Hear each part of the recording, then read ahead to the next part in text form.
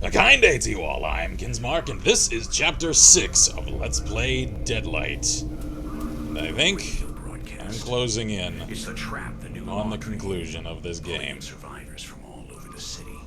Yes, Randall, we've established that. So let's see if we can sprint, jump across. There we are. They're more dangerous than the dead. Come on. Well, apparently that's not a route I can take. Ah, I see. There's a rod overhead I can snag and climb up. Alright, I see. There we are. So let's swing on over and... Is this, like, a camp training course? I think it is. Why can't I just walk around? I can see right there a path around. Okay, let's not even question it. No, whoa, whoa, whoa, whoa, whoa, whoa, whoa, whoa, whoa, hey, hey, hey, hey. Take it easy there. I assume I can't reach up there. Okay. Yeah. I don't like the look of this. Alright. There we go.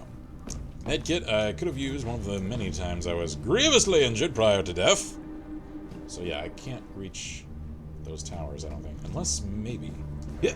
Hey, I can! Alright, so maybe there's something in that other tower since I can reach it with this.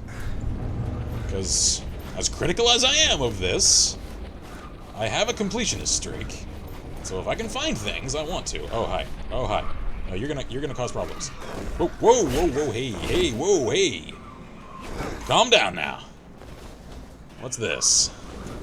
A photo of the military base safe point as it was in 1962.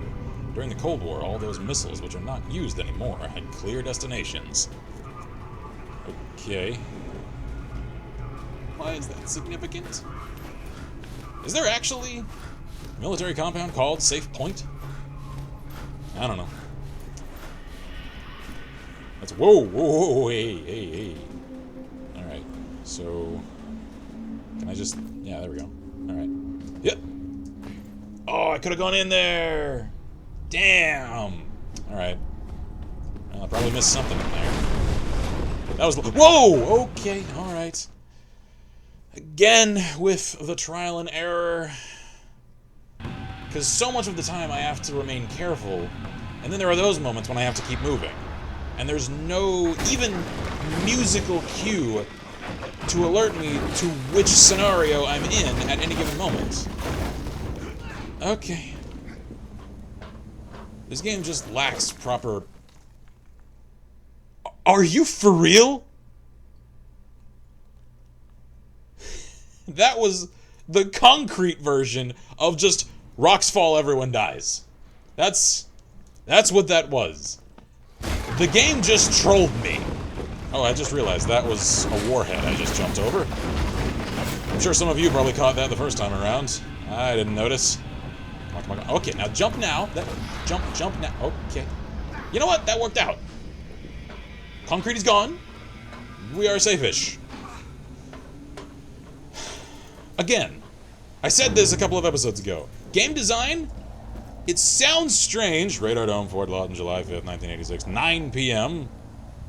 No, it isn't in this light. Game design, rude, is an applicable word in some cases. And that's what that was. Let's press on. Is this gonna collapse on me too? My mind is. Alright. Why do you look so creepy? Seriously, she's dead. I'm calling it ahead of time. She is long since dead. A fragment of the medical report about the disease that the scientists at the Safe Point were investigating. All their attempts to search for a cure have proven to be a failure. Clearly. So... there we go. Whoa, whoa, whoa, whoa, whoa. Let's finish him off. Take this guy down. Hope the Huey doesn't notice me. There we go. Now we'll search this poor sod. The ID of a stranger. His name is D.R. Berkowitz. I know that name. Where do I know that name? Is that another serial killer name? You might be. Okay. Whoa, whoa, whoa. Hang on. Who's that? A lost page of my diary. Alright. It's too quiet. I agree. Something's not right. For once, sir, we're on the same page. Have they found any survivors? Looks like they found a young woman. A redhead, you know. I'm crouching because I feel like this is a sneaky part. I'm not sure whether it helps at all.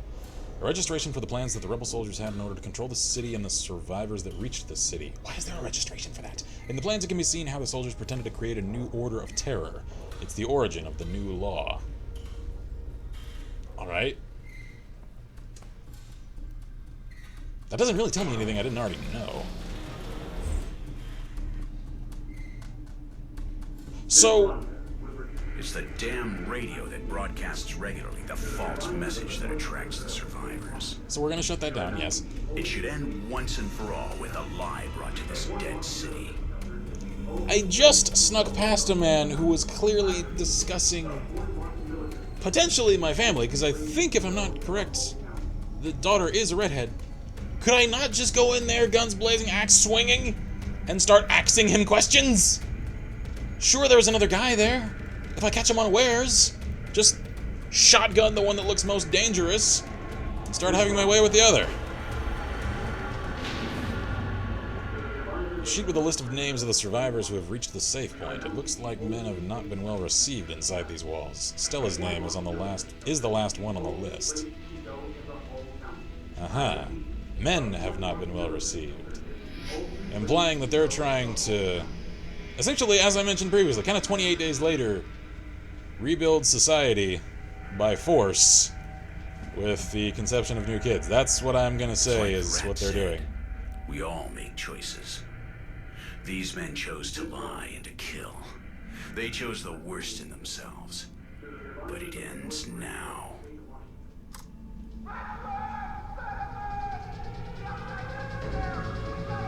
I know you feel like that was a climactic choice. Get out of here, Randall. You're cornered.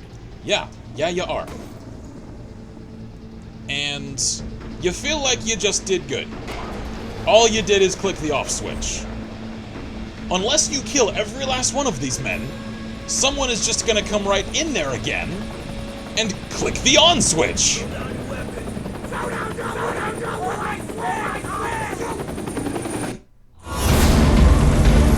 Throw down your weapon! Throw down your weapon! The rat is in the rat. Throw down your weapon! Where's the boy? I don't know what you're talking about. The boy who was with you. He's no one I know. I said, throw down your weapon! It's not even loaded. Tell us where he's hiding. Throw down your weapon, or I swear I'll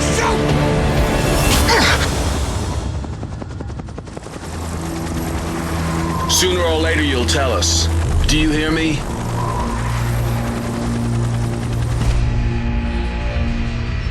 This broadcast was recorded on the 1st of June. Called it. This must be their base. Stella is here. I can feel it. My family.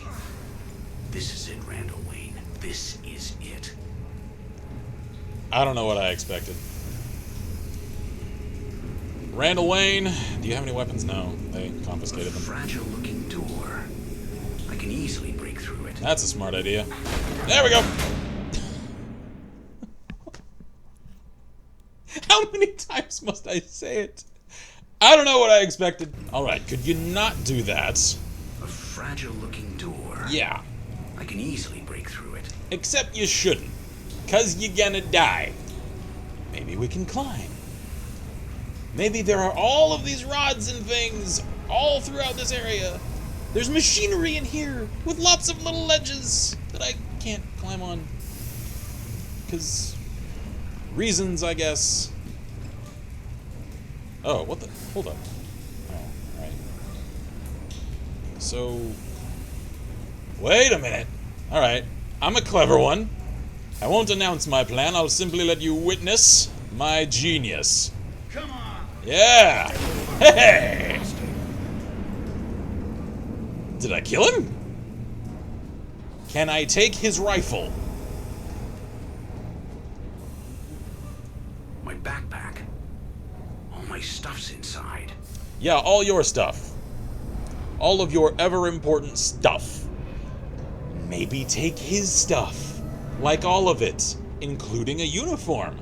So that you can sneak around with at least a modicum of chance at success. That's Stella. Okay. How old do you think they are?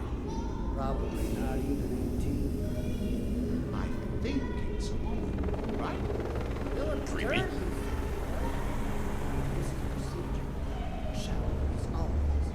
Yeah, I called it as far as their intentions are concerned. And he seemed a little creepily excited about the whole not even 18 They'll thing. catch me in That's, seconds if I break the grid now. so what do you want me to do?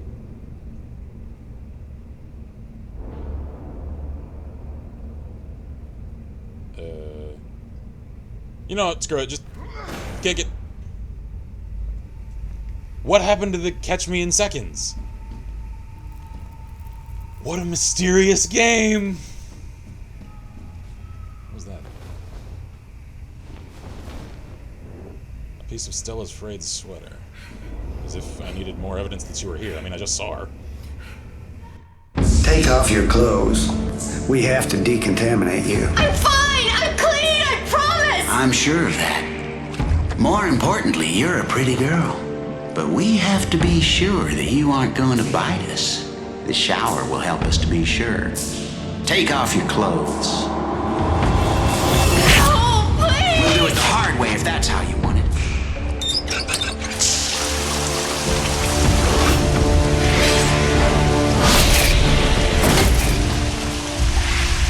Here, get dressed. What? How did you find me? People who make noise stir up a lot of attention.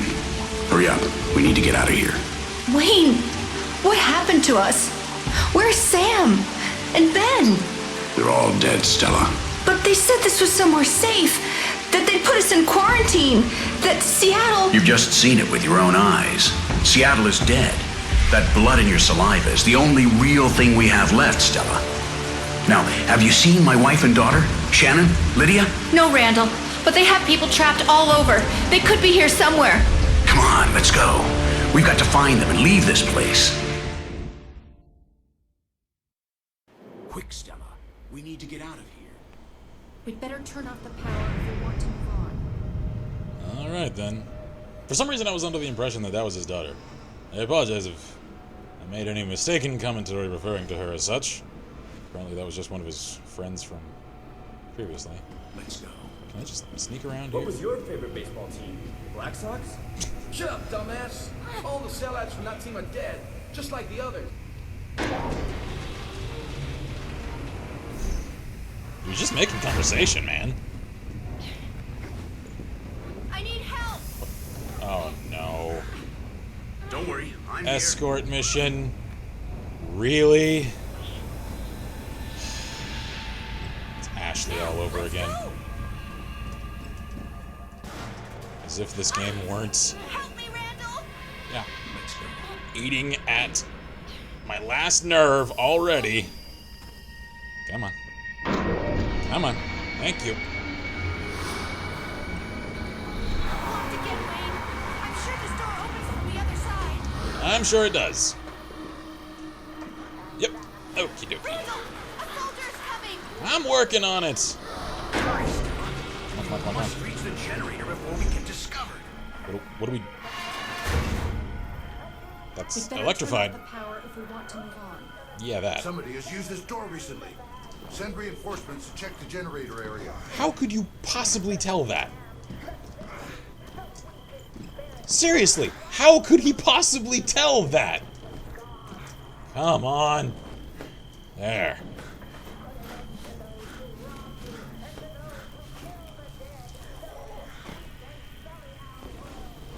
Okay. Is this a proof of concept for a potential co-op campaign?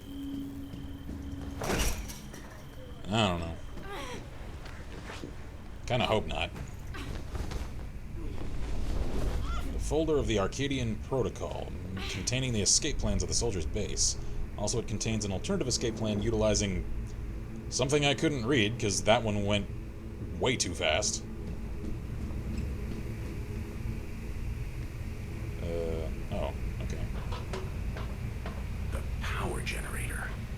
If I turn this off, all hell will break loose.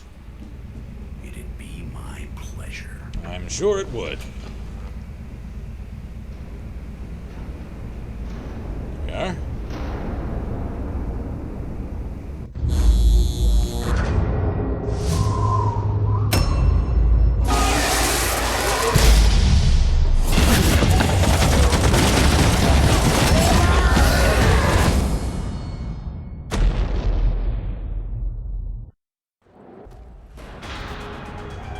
Alright.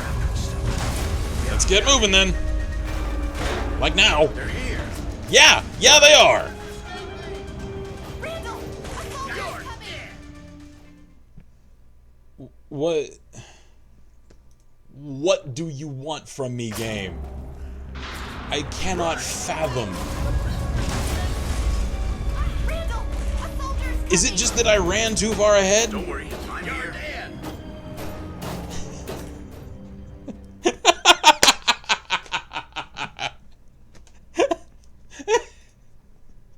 I'm sorry, that was just, it was so child. It's like kids playing. Pew pew, you're dead. I got you. Alright, so I need to shoot this guy, right? Okay, alright then. I love it when I have enough time to do what I'm supposed to do. So I suppose I shouldn't jump, right? Come on, come on, I know you're coming. Who shot me? I'm asking that very calmly. I just want to know. Who shot me? Alright, climb, turn, bang. Yes! Finally! Don't worry. Okay. So I have to react within like milliseconds. Come on, come on, come on, come on. Go, go, go, go! Why can she crawl and I can't? Shut up! Die! Alright, reload, reload, reload. Here we go, while I have a chance. Alright, come on. She's not that much smaller than me. Hi. Down you go. Okay. 6 rounds. You good to go? Let's move. I'm sure this door opens from the other side. I bet it does. Go.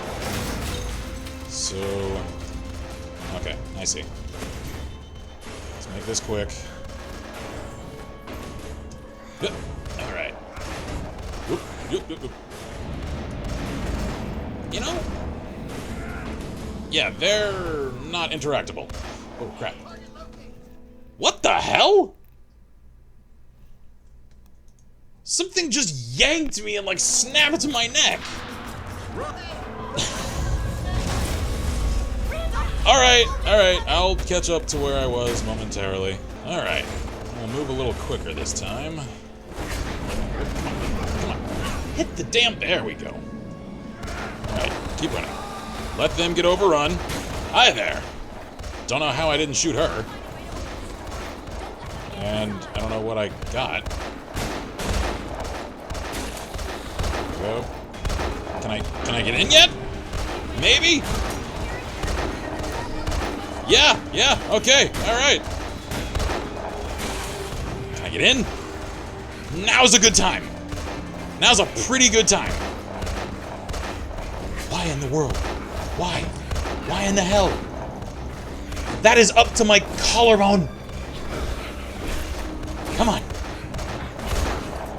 Please? No what? What? Did they board the doors up from the other side?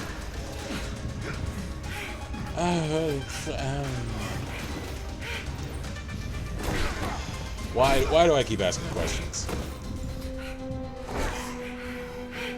Hurry, Stella. Through this hole. I'll catch you. What? Hi. Another ID, Robert W. Picton. Whoa, whoa, whoa, whoa, whoa, whoa, whoa.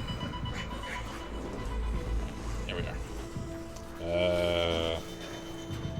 Can I make that? No, there's no way.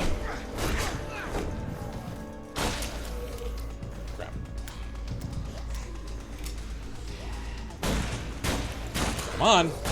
Headshots, please. Running really low on ammo. There we go. I can't crawl through there, right? No. Come on. Can I activate this? Yeah, don't mind me. I'm just gonna lie down here a while. Did I do that right? Yeah, there we go. Alright, I activated the panel prior to hopping up here. So now I should have the height. Operative word there is should. Come on, lady. Just fall over. I'm in no mood. They just keep respawning. There we go. Alright, so let's stay here at this far edge. There we go. Requires such precision timing, and it doesn't have precision controls. Here we go. Where the hell is Stella? There she is. Whoa. Come on. Nope, nope, nope, nope. Come on!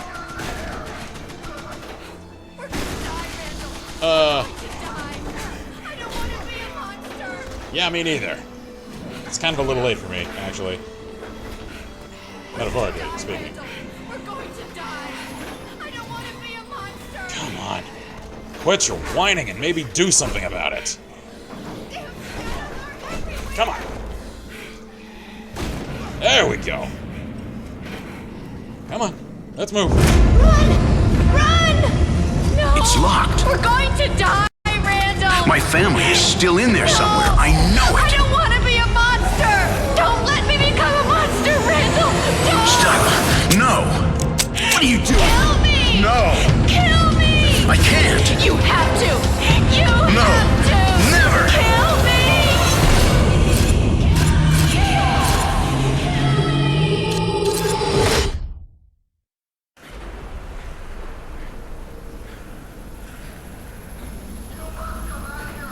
That 1,000-yard stare, though. Alright, so clearly flashback scene. Oh, I don't have a weapon.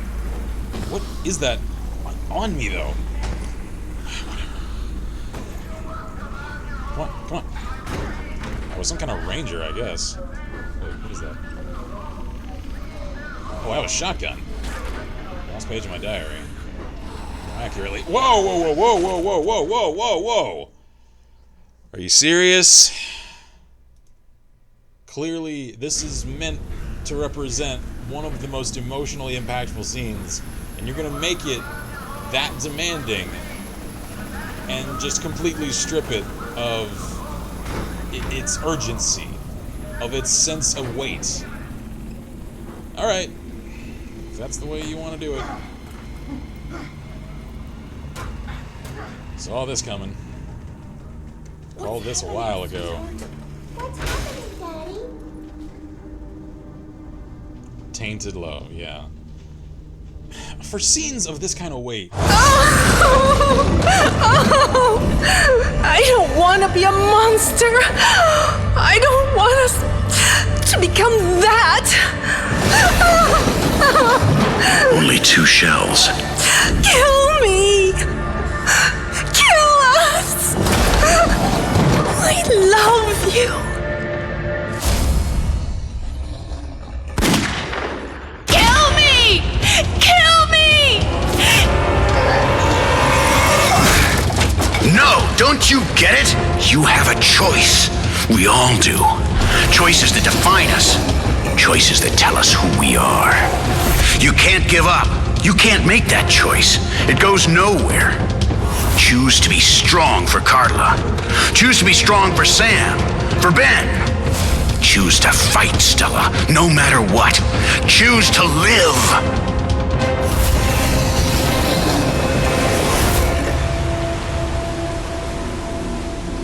I should have died with you that day, my daughter. But I didn't. I couldn't bear it. I put it out of my mind, like it never happened. Buried the memory so deep, even I couldn't find it. I made a different choice this time, Shannon. A choice I can live with. I'm ready.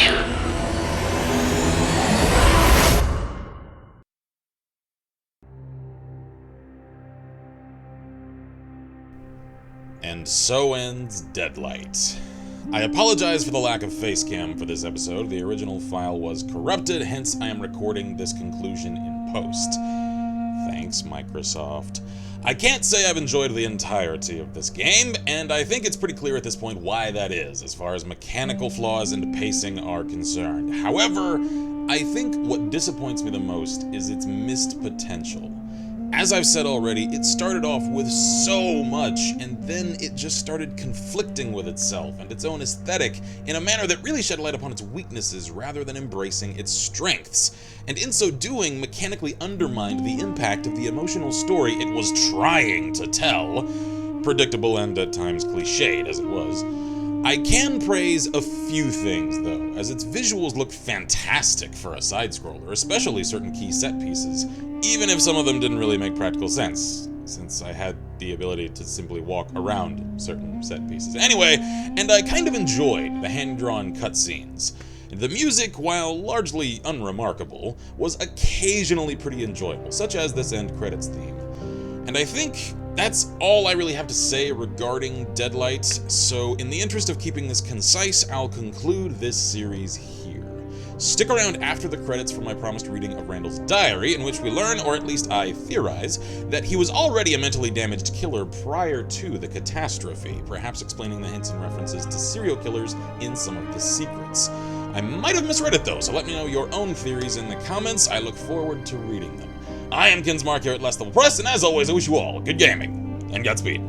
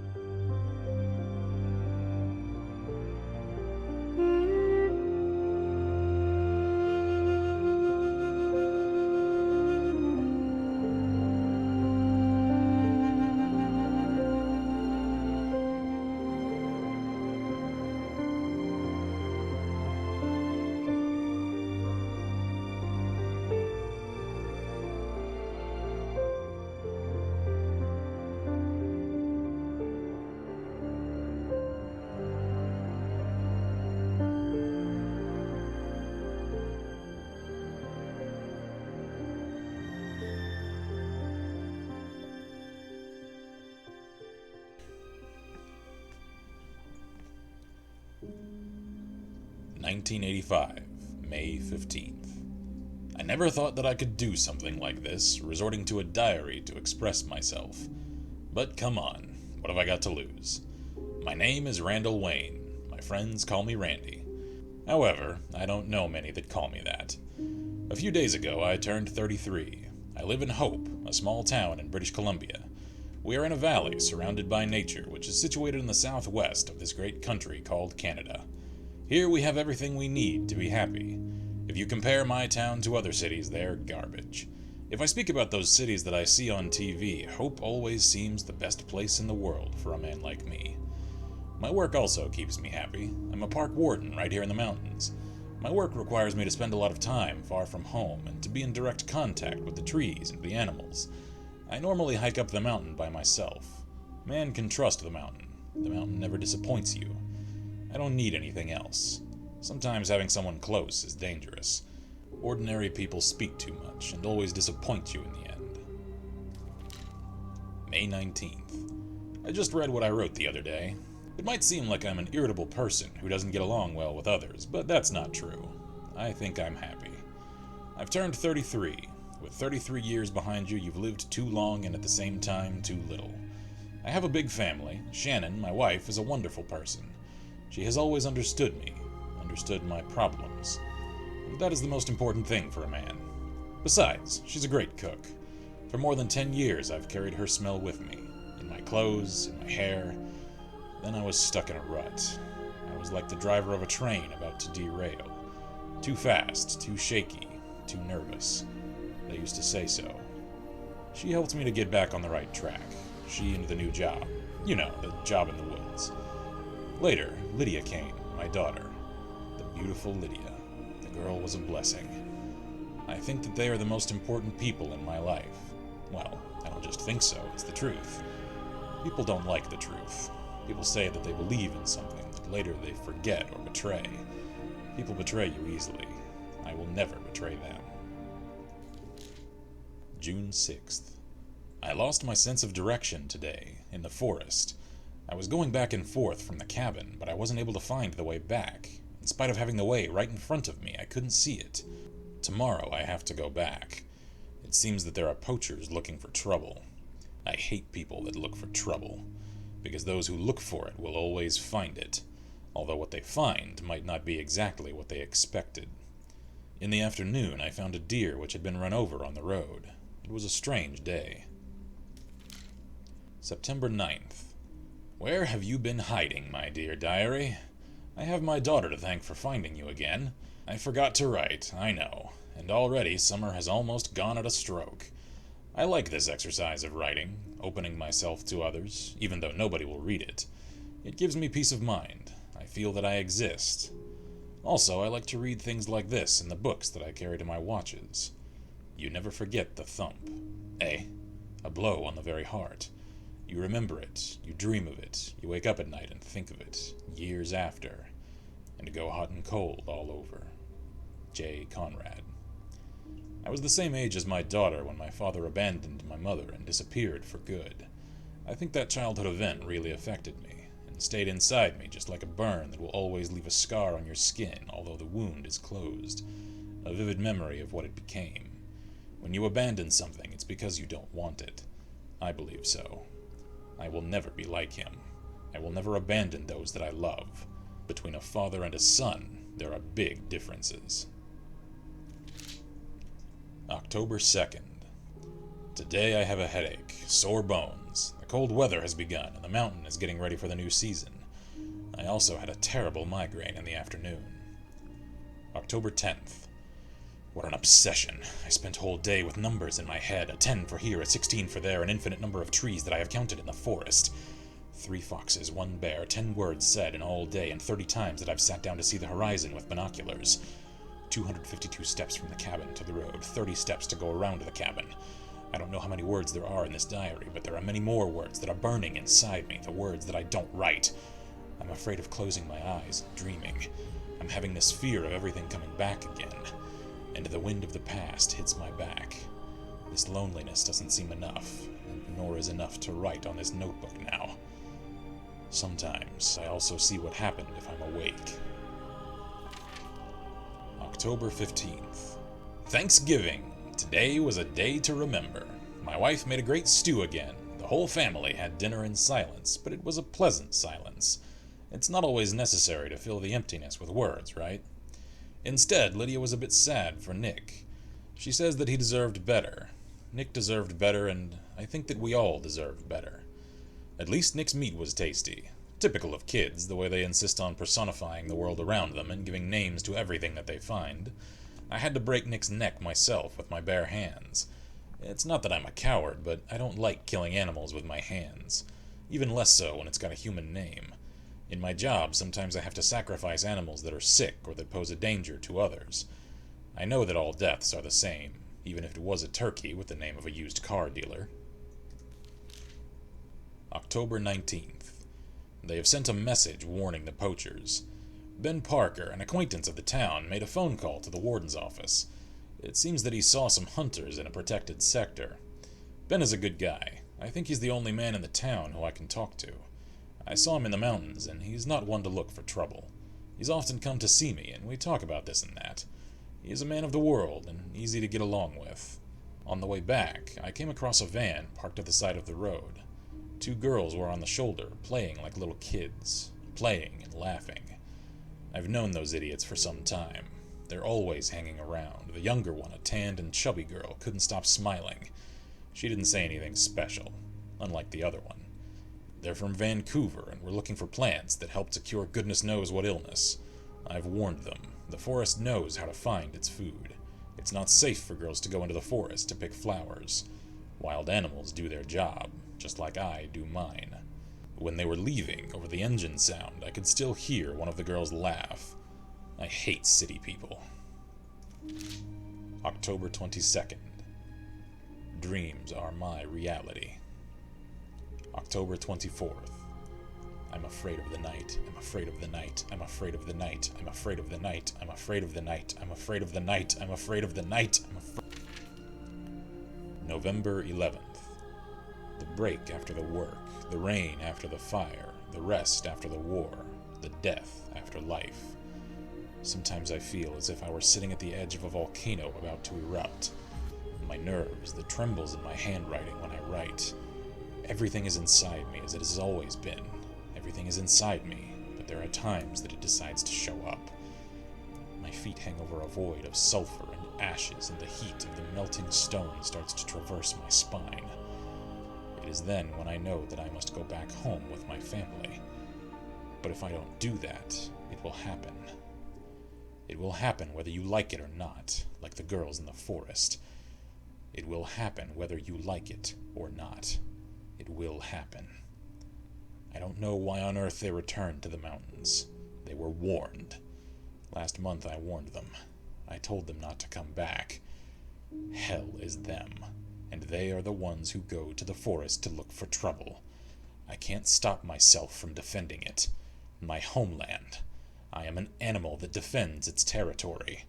I am in charge, and the vermin finish the job. December 5th.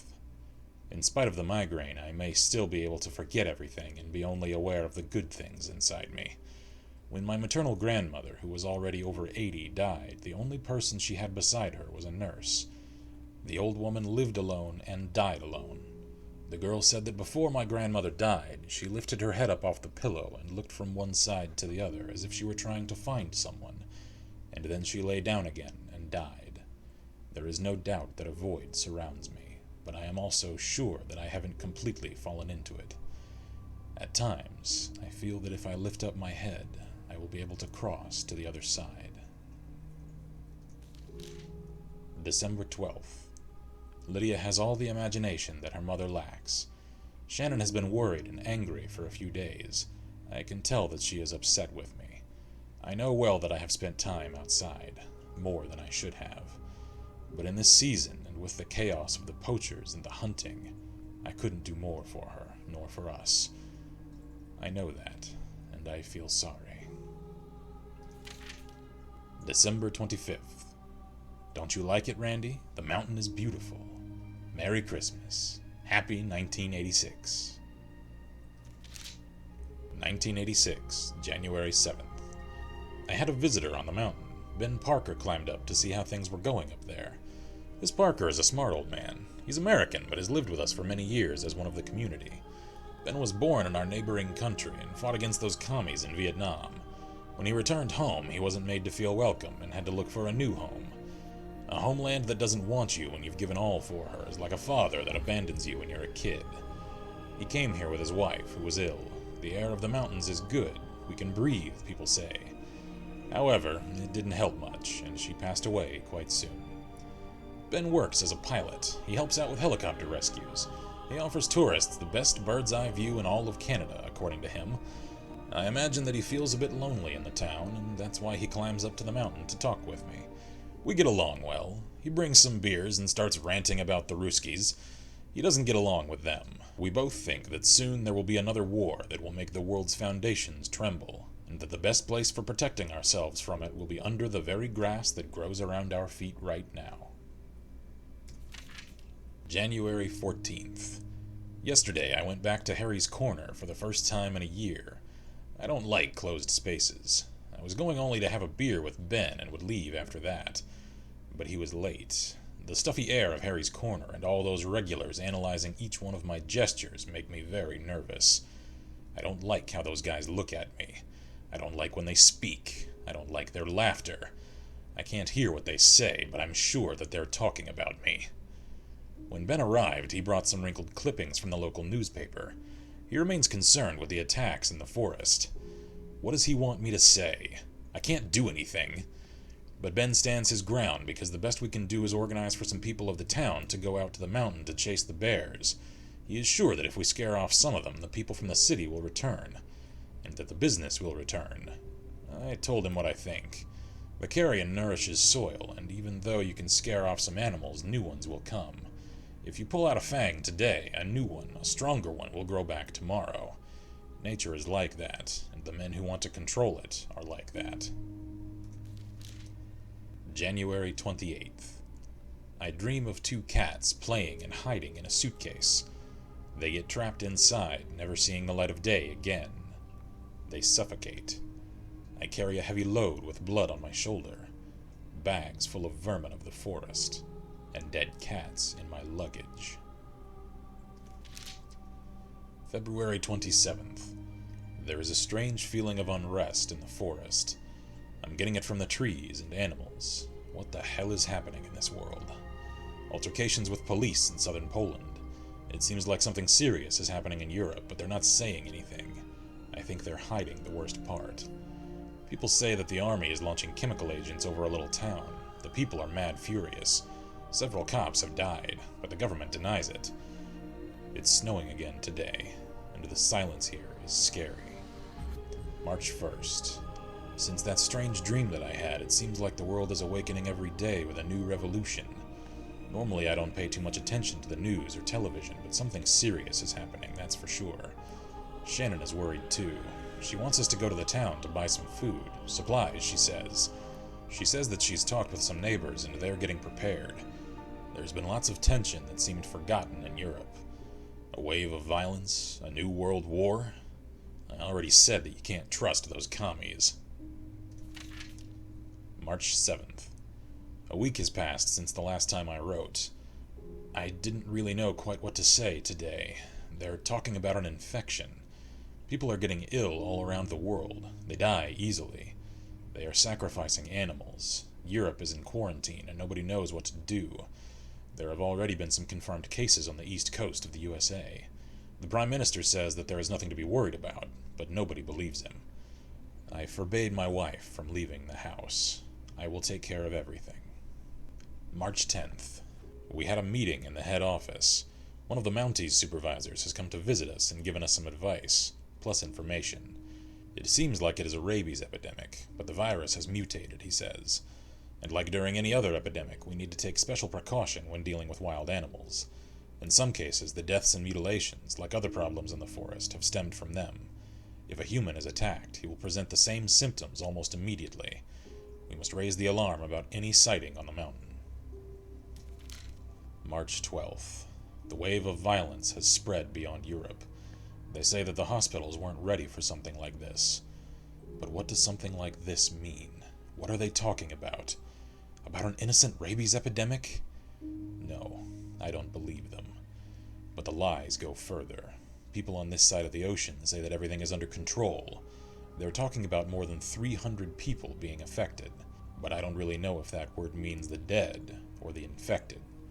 Those bastard politicians, they keep lying. Today, a plane crashed in the Gulf of Mexico. Nearly 150 people are missing. And is God considering doing anything? I am not a religious person, but I know that any wild fox that I protect out there is stronger and fairer than the God that they pray to.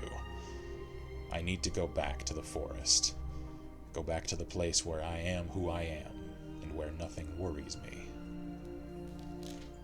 March 16th. Nobody walks the streets alone. Everyone goes with somebody else. We can chew the fear like wasted chewing gum that lasts forever. They broadcasted some images on TV. A man entered a bank and without saying anything attacked the workers and customers. He didn't take a single cent. When he went out, the police shot him, but he kept walking towards them without fear. Too much blood on TV these days. March 23rd. Shannon, my wife, is very nervous, but she doesn't want Lydia to know it. We keep her out of it. March 25th. We've lost communication with the outside world. Yesterday I switched on the TV and they were broadcasting an emergency signal together with an irritating buzz. Also, those cowards in Ottawa are hiding. The radio isn't working either. We can't hear anything. Well, I lied. The local station is working, but they keep putting music on all day long. Nobody speaks. Nobody tells us anything. There is a heavy silence. March 26th. A dance of helicopters all morning. Shit, it's there again. It's the same one that has spent the night flying through the valley. It looks like the military is finally getting involved in the problem. They are emitting a message. The local population has to go to the aerodrome in the afternoon. There is no time, they say. It seems that the army will take us to a secure area. So the city is no longer secure. A tiny town, isolated from everything and surrounded by a deep forest, protected by mountains, is no longer secure. What the hell are these men talking about? I don't understand anything. Hope, how ironic. The city has become a place without hope. I must do something. My family is in danger. Whatever it is, it has arrived in Canada. March 26th, 1700. I went down to the city and tried to speak to some of the men, people running, gathering around, and stepping on each other. There are hundreds of suitcases and memories on the side of the road. People pile up their cars by the road that leads to the Hope Aerodrome. There's military everywhere. They're trying to organize the families and making them pass through control points. It's terrible. I saw how they killed an old man from the town right in front of me, as the desperate cry of his wife and his 2 sons rang out. A dog barked when he walked by it. There was something in its eyes, in the eyes of the animal, as if it detected or smelled something that only a dog can sense in a human. They undressed him. He had a chest injury, which he tried to hide with all his strength. A gunshot to the head, and his life ended. What should I do?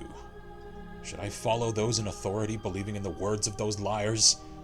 Or should I escape to the woods with my wife and daughter? I don't know what to do. I don't know what is best for us. I need to go back. I need to take care of the problem.